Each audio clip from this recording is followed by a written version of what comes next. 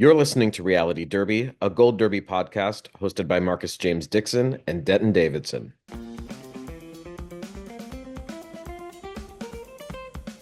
Hello, everybody, and welcome to Reality Derby. It is Wednesday, March 5th, 2025, and we have yet another jam-packed episode, Denton, talking about everything that happened this week. And who are you interviewing this week? We have Corey Lay from the Challenge All Stars Rivals. Him and Big T were booted up this week, so I have a fun conversation with him. He gets really candid about who he hates, who he likes, and it's a good chat. These challenge chats are always so spicy. They really don't hold anything Well, back. they lean into getting that viral attention, so they're happy to share the tea. And we're also going to be talking about the Traitors episode 10, The Power of the Seer, Survivor episode 1, The Get to Know You game, RuPaul's Drag Race episode 9, Heavens to Betsey, and Deal or No Deal Island, Dondi episode 9, Million Dollar Walk. Let's start with the Traitors because you and I have very, very different feelings about how they ended off on the cliffhanger. I am 100% convinced that Brittany is not switching her vote. This is just the editors playing tricks on us. But you think she is switching her vote, right? Well, this is interesting because usually we're the opposite. Usually I'm the one that's skeptical about everything in reality TV. I found the look on her face. I mean, maybe it is really well edited, but she also talked about that moment where Dolores looked at her and Mhm. acted as if she was changing her vote. And I feel like this would just be the perfect sort of pile of crap for Brittany to step in. I mean, she's sort of known for that a little bit. She sort of sticks her foot in her mouth once in a while. And after all that her and Danielle have gone through, for her to be brought in as a traitor by Danielle and then eventually vote her out, I mean, this will destroy their relationship for the for all time. Like there will be no coming back from this if that happens. This would destroy their relationship, which is why they would have shown it on the episode. Because now it's just like next week's the finale. It's just going to be forgotten in the first 5 minutes of the show. So that's why they totally would have shown it in last week's episode. This is a red herring. Don't fall for it.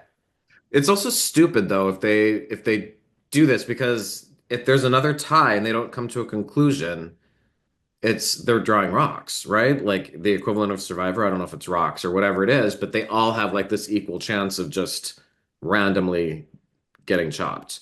Alan Cumming said it will be chance. I got the feeling it would just be between the two that were voted for, Danielle and Oh. Ivor, but I could be wrong. I don't I think we've I ever hope seen. you're wrong because it's the people voting's fault. Right. I don't think we've ever seen a deadlocked tie before on the Traders because I watch all the different versions and there have been ties before, but then they revote and it's not a tie. So if it's I kind of want it to be a tie so that we can see what happens in that situation. The only thing that really matters is like the drama that will ensue if Brittany actually kicks out Danielle. Danielle is screwed regardless. There's no way they're gonna let her snake her way to the end with that much suspicion on her. Like her game is toast. So the only fun we have left is if Brittany can twist Hmm. the knife at this point. And then we should talk about the seer. So whoever won the most coins in that challenge will become the seer.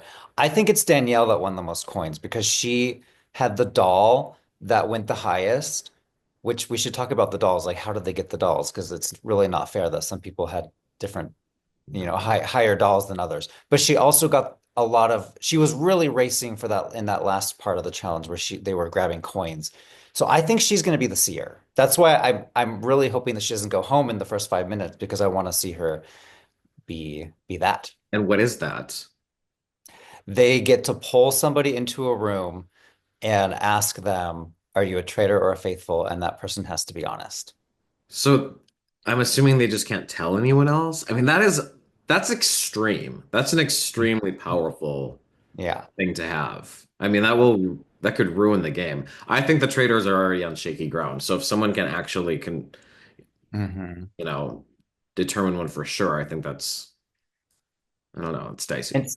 somebody, I think it was Dylan, said if he had the power, he would use it on a faithful just to make sure that that he knows who one faithful is, and then he's going to bring that faithful to the end and vote everybody else out. That's also a really good strategy. That is smart. So we'll see what happens. So how many people still have to go? Because I think the faith or the traitors need to get rid of. I don't think they got rid of enough certain faithfuls because I think you still have Ivor, Hmm.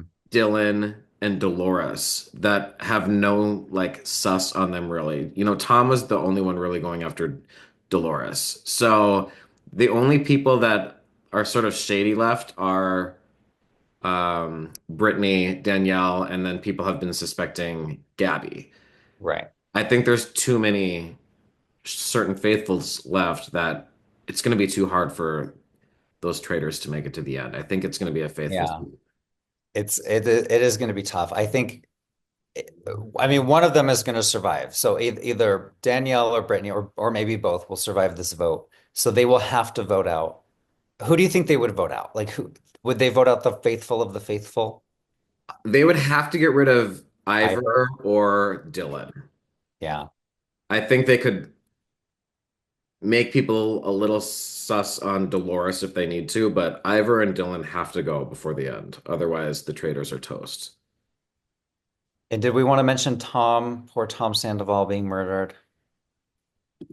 I mean, it was kind of a non-event. Yeah.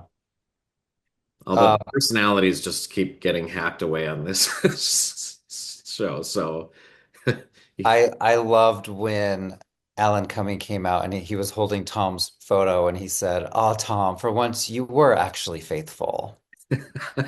So good. Okay, so Survivor 48, Denton, 48. I've seen every single one of them.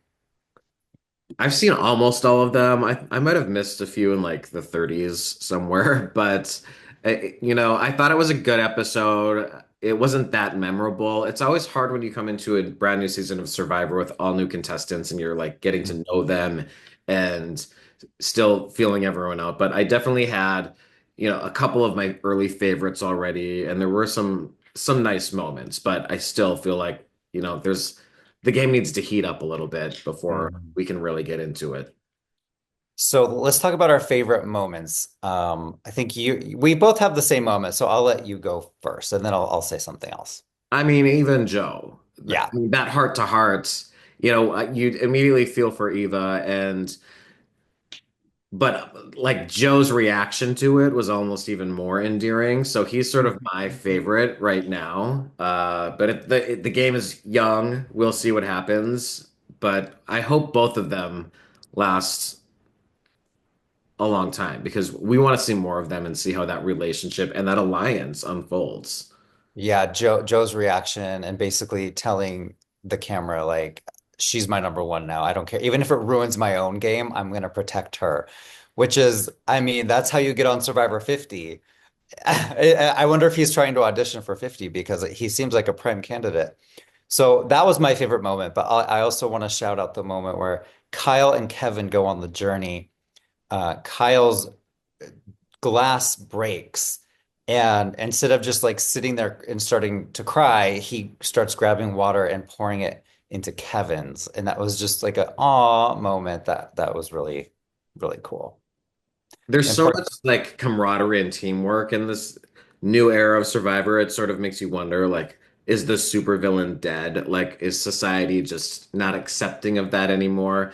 Because I kept thinking in my twisted brain, like this whole conversation between Eva and Joe, like if this were like season 12, that could have all been a made up lie. I mean, Johnny Fairplay, my grandma's dead style. And I just feel like those days are over and we kind of miss those villains. I mean, yeah, people love to love people, but there's something about rooting against someone and wanting them to go and they just keep surviving every week. It keeps you interested in the game. And I think we're missing that in some of this new era of Survivor.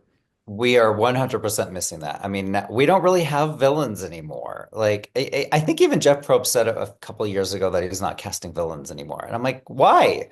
Like, the biggest villain on this season is, I guess, would be David, who is just kind of a little bit arrogant and gruff. Maybe we'll like him later, but I mean, Australian Survivor is where the villains are. There was somebody on that season who made a fake idol and then gave it to someone on the opposite tribe. And he's like, "Oh, I'm going to protect you." And it was so good. We don't see that on this show, on this Our US favorite show. players are villain. Like when the heroes versus villains, most of the players we loved were the villains. I mean, you have Sandra and Parvati, and you know, that's what we remember. And Mhm.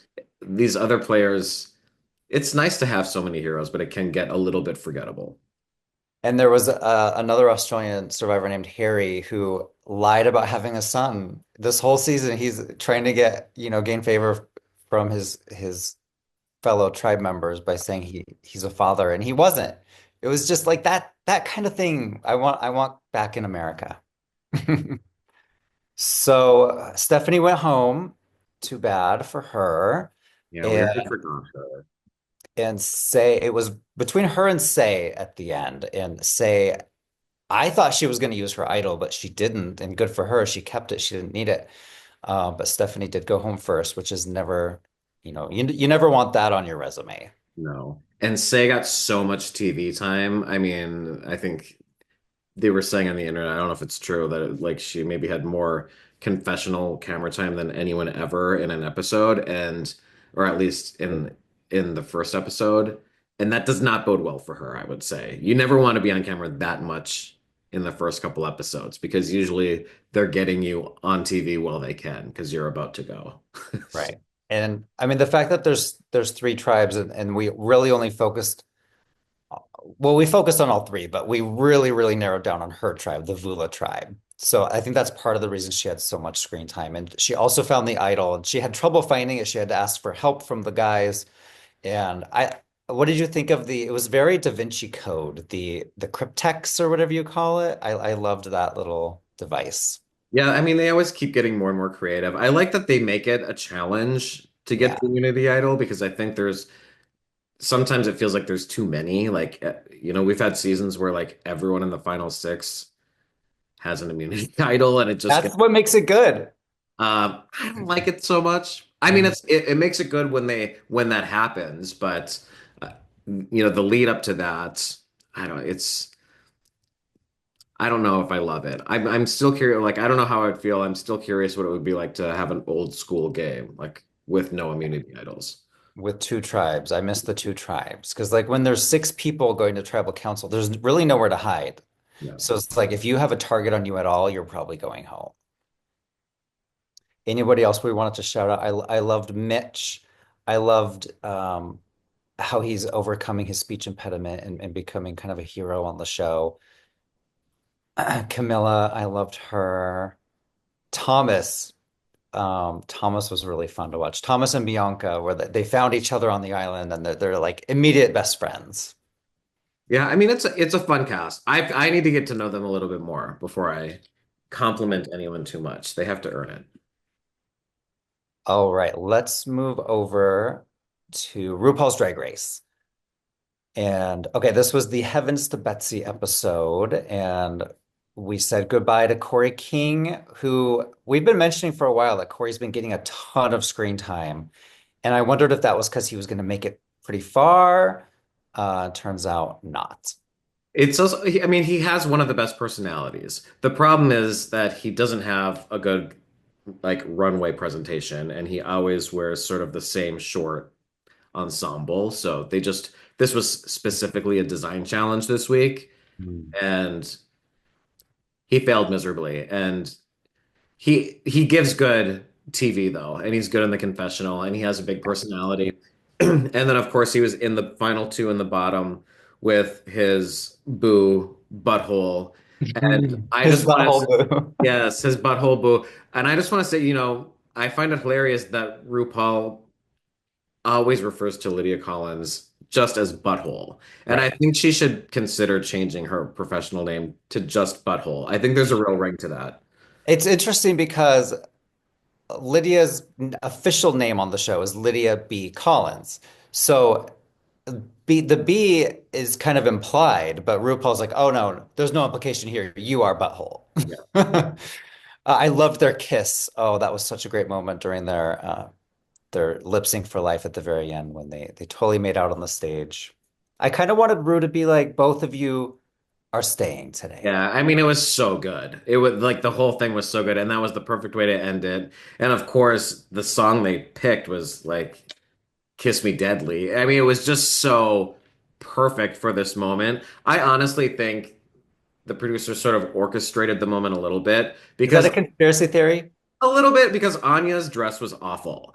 And I think that I think when you put Butthole and Corey together, it gives more tension. There's sort of a showman's, Hmm. and also everyone would know whoever was up against Anya was like a dead queen walking. I mean, Anya was not going to go home. So I Right. think they just, even though she had like one of the worst outfits, I think they're just like, no one's going to beat her, especially these Yeah. two. So I almost wish RuPaul had said, Anya, normally you'd be in the bottom two, but you have two wins, so that's the only thing saving you this week. Like, just be honest about it. I mean, that's probably why she was saved is because of her previous track record. she also knows how to sell a hideous outfit. I mean, she worked her face. She's charming.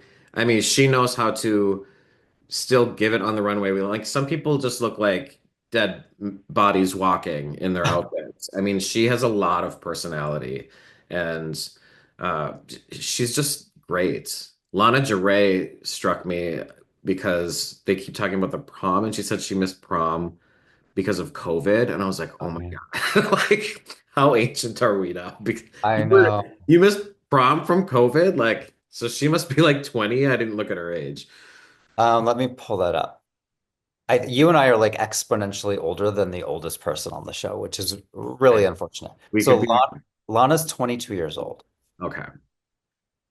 Wah, wah. The winner was Jewel Sparkles. That was her very first win. I think she deserved it. I'm not like a fashionista. I don't know what's good and what's bad, so I usually just trust what the judges say when it comes I to. mean, I think she deserved it. I personally probably would have given Ariete the win. I just liked the way she looked more, but I'm no fashion expert either. So we're down to how many? Seven? One, two, three, six, seven, eight. We have eight left. So I think we still have our favorites: Anya, Susie Toot, Sam. Susie Toot won the Reed challenge, which was some redemption for her after doing so horribly at Snatch Game. So I think Yeah. that really helped her, and she needed to have that sort of witty challenge win to bring her back up in the ranks. So I have a conspiracy theory. Do you think they get help writing these the library is open, what do you call it, the reading jokes? Or do you think they just know this is coming eventually, so they spend time in their hotel rooms coming up with jokes? I hope they don't get help because they're not very good. I mean, even Susie's were like mid. Like I didn't think anyone was hilarious, but there was a few like I think Ariete was it Ariete? She was very not funny. So I don't believe they get help. And if they do, they should fire that help. It could just be like they know it's coming and they're going to prepare. Yeah. Just like they always know Snatch Game is coming. They always know the ball is coming, but yet they still don't know how to sew, which is interesting. So next week is going to be the villains roast. Speaking of villains from, we just talked about those on Survivor. We're going to have some good villains on RuPaul's Drag Race. Okay, Deal or No Deal Island. We just watched this one, and Parvati is safe for the ninth week in a row.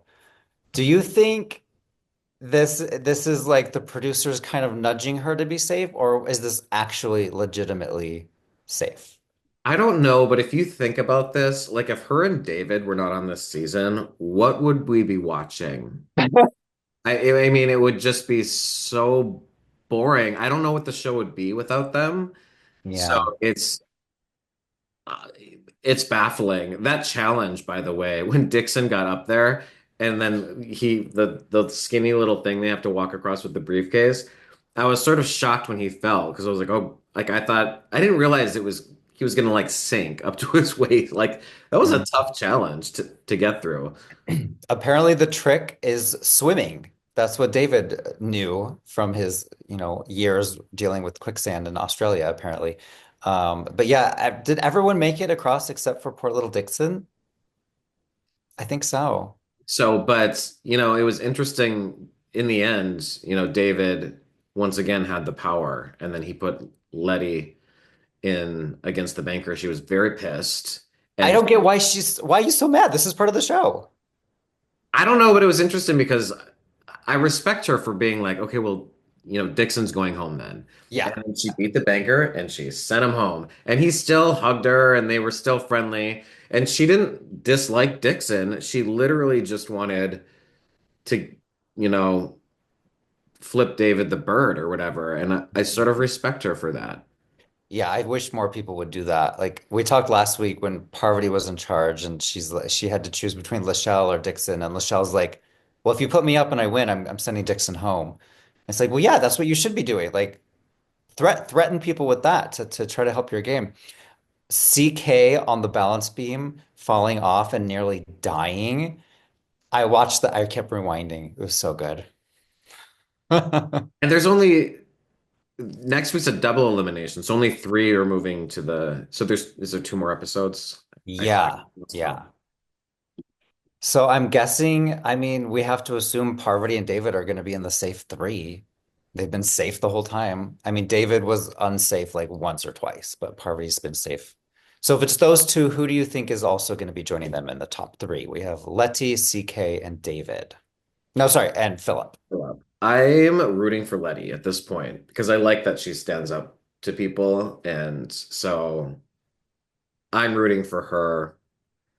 Philip sort of faded for me. Like he started strong this season, and now I'm just sort of like, eh. Like I don't dislike Philip. I don't even Yeah, dislike CK, but I would say Letty has moved up in my ranks as someone I like watching, and I wish yeah. her well. Philip, CK, and Letty are all people that play with their emotions instead of with their brains, which it's more fun to watch those people, like the people that are just so emotional that they scream and yell in inappropriate moments. Okay, so was should we get to the challenge interview? I think we're done with all of our recaps for the week. Yeah, we'll get to the challenge. We were talking to Corey Lay. Him and Big T went home this week, and it's a great interview. So let's finish it off with Corey from the Challenge All Stars Rivals. Corey is one of the latest pair of eliminated challengers from the Challenge All Stars Rivals. You and Big T sent packing by Yeah. Ashley and Daria Wednesday night. How did you feel going home that early? So I don't actually consider it early because we made it halfway through the season, and there are some heavy hitters who my cat's behind me, sorry. There are some heavy hitters who have already gone home that have like won the show before. So I actually felt obviously disappointed that it was early, but walking away, my head was held pretty high because All Stars is a whole nother beast and a whole nother level of people that I'm playing with that I don't know. And I think Big T and I did the best we could, and I wish we could have won that elimination, but you can't win them all. Is that an honor to come back as an All Stars? I mean, it's a different franchise. It is a different beat. Yeah. Yeah, I didn't know this was All Stars. They call you and say, "Are you available for this time?" Yada yada yada. And then late into the process, I found out that it was for All Stars, and I had the question in my head of like, "Oh my gosh, is this for me? Am I just setting myself up to like look bad or to like not do well because all the OGs will be there?" But as someone who's like a fan of the show, not just a part of it, but also a fan of it, I saw this as an opportunity to like let me see what I can do against some of these legends and like old school players and let's have some fun. So I was very honored and like I still don't know like am I an all-star? Like I don't know if I can say that about myself. It feels weird. Like I was on All Stars, but I don't know if I'm an all-star. It's kind of weird. Well, it intermixes, and it's gotten interesting because that first season of All Stars was hilarious because it was all these vets, but they came back out of shape. I mean, these people could barely run or swim, and now it's Yeah. like, okay, now we're getting calls. People are getting in shape, like you people Yeah. are ready to come in. Because I loved the first All Stars, like as somebody who like grew up on the show, seeing all these people back. I think Trishelle was on the first one, and she's someone that I've never met, but always loved watching her and those dynamics. Like it was awesome. So you come in this season, and then TJ reveals it's a rival season. How Yeah. quickly in your head did you think, okay, I'm with Big T, or were you kind of wondering where you were going to land? Yeah. So between Big T and Melissa, I did kind of backstab both of them last season, 39. And I didn't know for sure, but I was hoping it was Big T. And I know that might seem odd because her and I were the most at odds with each other, but I knew I hurt her very much by my actions on the last season we did together. And we also continued it through the reunion. I wanted a chance to like earn her trust back and show her that despite this horrible thing I did, I actually like am a good person and I like you and like I know I did wrong and I just wanted to earn her back into my life and I hope through the course of this season like that is something that we did. And you were lucky to be paired with someone you genuinely cared about. I mean, there some of the Yeah. rivalries, there were different levels. I mean, some people Yeah. thought others had ruined their lives. Like Johnny and Yes. was not a good match. So No. you felt pretty lucky in that regard. Yeah, I felt lucky because, Big T's defensive and so am I. And that's the reason why we fought so much after season 39. But ultimately, the truth was I hurt her and I just needed to step back and acknowledge that and to try to do better. And for her to give me the grace and that opportunity just felt like it was a blessing. And Adam and Steve threw you into elimination. Were you shocked when they Yes. named you, or were you expecting it? I wasn't shocked. There was maybe a 2% chance in my head that, oh, maybe they won't choose us. But after our blow up that we had the week prior, like the expectation was that it was going to be me and Big T. And her and I had a conversation that no matter what, we were not going to try to cut any deals. We weren't going to try to grovel and beg Adam and Steve not to throw us in because at that point the lines were drawn. And one thing about Big T is like she's true to who she's true to, and I don't think she likes to play both sides and be super manipulative. And I wanted to play more straightforward this time around, so it was like, fuck it, if they want to throw us in, we're gonna win, get a star, come back, and then throw them in. Like that's really where our mind was. And it was a close elimination. I mean, you two were right there. Yeah, The stars just tumbled. What was it yeah. like being in there? Were you nervous, or is the adrenaline just going? So as soon as my name is said, I kind of go into, okay, it's go time. I started looking at, those upside down, like I don't know what they're considered, but those little platforms. I was trying to figure out, okay, what are we going to be doing? How can I use my size as an advantage? I'm pretty tall. Me and Big T, we don't weigh the same. So like where should I stand to try to balance this thing? Like I instantly went into analyzing what was in front of me even before TJ tells us the rules because my only goal was I want to come back, I want to win, I want to throw people in because I'm not happy that I'm in the sand right now. And I want to get into a little bit about that blow with Adam and Steve the week prior. Yeah, Get me into your mindset because for weeks, everyone was yeah, throwing Adam and Steve in. What yeah, gives you the nerve, is that the right word, to get pissed when they say you're yeah. Well, there's a lot missing because almost every single house vote, there were people trying to throw me in Big T and they just couldn't get the numbers to do it. So my guard was always up, knowing that Adam and Steve, Veronica and Katie were trying to flip the house vote on me at every single opportunity that they could. And prior to that house vote, Adam kind of corners me and Big T in a room and says, if me and Adam or if me and Steve get thrown down, just know like you guys are next. We're coming for you. And they tried to give us an ultimatum of like, don't vote for us. And they said, find a way for the House vote not to be us. And we were just like, fuck you, Adam. Like, who are you to give us an ultimatum? Like, we owe nothing to you. And one of the things I will say, this is a little bit controversial, is I feel like OGs expect you to play their game just because they've been on the show for so long, when ultimately I'm there to play my game to try to win. And they're a little bit entitled to think that they can do whatever they want and just manipulate us around. And so ultimately, like, I know it seems like it came out of nowhere, but it was really like every single house vote, they were trying to get me and Big T voted in. And in this moment, after trying to give us an ultimatum, now this is like him saying, okay, well, now we're going to turn it on you. It was just like, okay, fuck it. Like, I'm going to just explode. And I'm not known for mincing my words or not being emotional. So that side of me just happened to come out. And it was just kind of like, fuck you, you know? And speaking of the OGs playing their style of game, this didn't Yeah. work out well for you, but it was a little Yeah. fun, I admit, watching as an old school fan, Veronica and Katie just snake around because that's Yeah. the game they have to play. They don't have a Yeah. choice. So Yeah, and to be honest, I admire like despite me and Veronica and Katie being on opposite sides, like I love them and I admire them in this game. Like Adam is the only person coming away from this season that I don't like. I think Katie and Veronica are so masterful and skillful in what they do. Although I will point out that they didn't get what they wanted because it was me, Melissa, and Big T who decided the House vote and got everyone to vote our way. So maybe we beat them at their own game and then I got thrown in and got sent home. So, it is what it is. But no, I think the way they play is fantastic, and to be there and experience it is just on another level.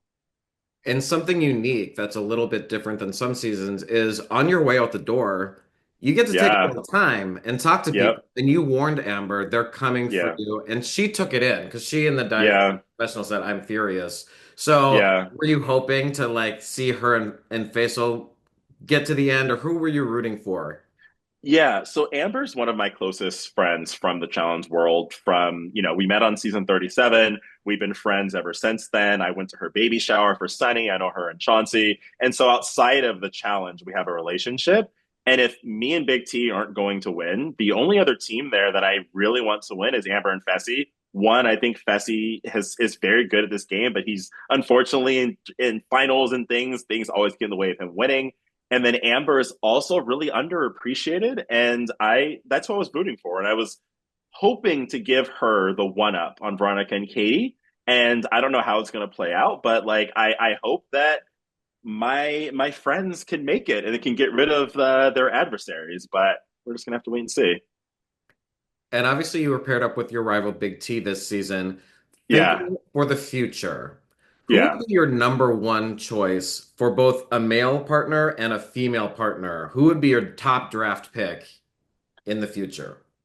So when it comes to women, Michaela, we were almost on Ride or Dies together, but she had work and couldn't do that season. But her and I are still very close.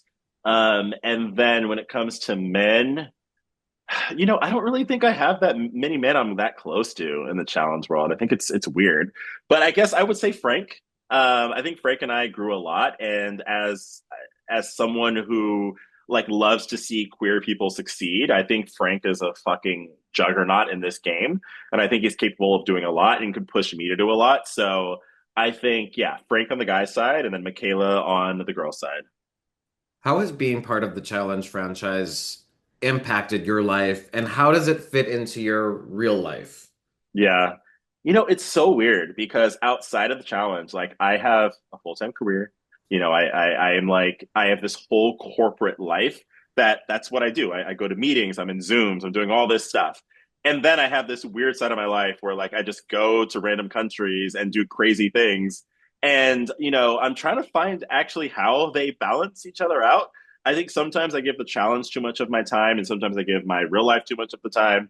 But I think the thing that's changed just like I don't know, like I never expected that I'd be on the show. I used to watch The Real World. I used to watch The Challenge back when I was in middle school, back when I was high school. We used to watch Katie and Veronica kicking ass and they were younger, creating amazing things and building the legacies that they have today. And I just am so thankful. And I guess it makes me like just think that you never know what's going to happen. So like put yourself out there, try things because somehow the challenge fell into my life and I've done 3 seasons now. I've played alongside some really amazing OGs and I just feel very really lucky. I want to continue to do it for as long as I can and to try to figure out how to ask my boss for 3 months off every year because that's a very hard thing to do. What do you need to edit yourself in order to win? What about you do you need to take down a notch? Take down a notch. Or bring forward more? Like what do you think has been your Achilles heel and what could get you the win? You know, I I think my Achilles heel is like I'm a deeply kind of insecure person, and I think it makes me do really rash things sometimes. And like it doesn't I don't know if it comes across very well, but I am. And like there's a version of me that like when I walk into a room and I see a bunch of people hanging out, like I'd walked into the living room area, I'd see Frank, Ashley Kay, Fessy, and Amber hanging out on the couch. My first impression is like, oh my God, those are the cool kids. I can't go talk to them. and I just kind of retreat into myself a lot. And I think it stunts me because I put myself into a corner emotionally because I don't feel like I belong. And then I lash out because I'm so deeply like into myself and in my own mind. And so like I really think this what holds me back because I don't allow myself to be carefree and to build relationships and I'm always on edge that it comes out, which is why little moments where, Adam's trying to play a game and save himself and then says my name, like that's why I lash out is I just think that I don't feel comfortable in those environments. And it's just very hard. Like I just feel like it's high school when the cool kids are at one table and I'm just this weirdo going to lunch and I feel like I have nowhere to sit. Like that version of me comes out when I'm in the challenge house, and I think it explains a lot of my decisions I've made over the years. And so I just need to learn how to be more confident, to trust my friendships, and yeah, I don't know. It's a Well, lot. we look forward to seeing you back. Get back there and own your seat Yes. at the table. And thanks for Yeah. joining our reality derby show today. Yes. Thank you so much, Denton. It was awesome.